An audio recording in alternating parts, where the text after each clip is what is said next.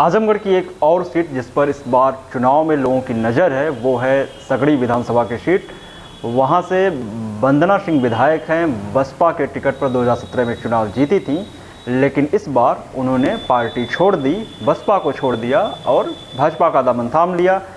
Bharatiya Janata party के ticket पर इस बार वो उसी सीट से सगड़ी विधानसभा से उम्मीदवार हैं और चुनाव लड़ रही हैं। लेकिन दिक्कत यह है कि भारतीय जनता पार्टी का आज तक वहाँ खाता नहीं खुला है। पार्टी वहाँ एक बार जीतना तो दूर, लड़ाई में भी कभी नहीं रही है। भाजपा तीसरे और चौथे नंबर की पार्टी वहाँ पर रही है।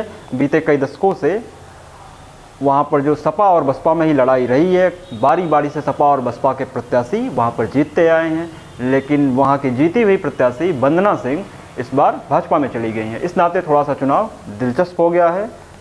वंदना सिंह का ताल्लुक एक राजनीतिक घराने से है। उनके ससुर जो थे राम प्यारे सिंह, वो समाजवादी पार्टी के नेता रहे, मुलायम सिंह की सरकार में मंत्री रहे। उसके बाद उनके बेटे और वंदना सिंह के जो पति थे सर्वेश सिंह सीपू, वो सपा के टिकट पर विधायक बने। 2017 में वंदना सिंह बसपा के टिकट पर चुनाव लड़ी और चुनाव जीती। समाजवादी पार्टी के जो प्रत्याशी थे वो कुछ मतों से चुनाव हार गए।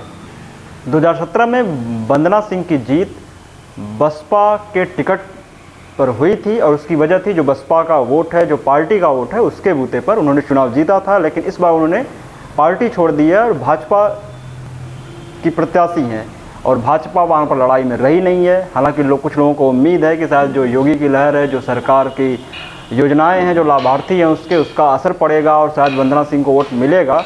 लेकिन जैसा कि पहले वहाँ पर लड़ाई सपा बसपा में रहती रही है, मुझे लगता है कि इस बार भी वहाँ जो टक्कर है वो सपा और बसपा में ही रहे, या अगर बहुत ज़्यादा वोट भाजपा को मिलते हैं तो शायद वंदना सिंह दूसरे नंबर पर आ सकती हैं। लेकिन वहाँ से भाजपा के टिकट से वंदना सिंह का जीतना बहुत मुश्किल है। वंदना सिंह के पार्टी छोड़ने के बाद बसपा ने वहाँ से शंकर यादव को अपना प्रत्याशी बनाया है। वहीं सपा ने हृदय नारायण सिंह पटेल को टिकट दिया है।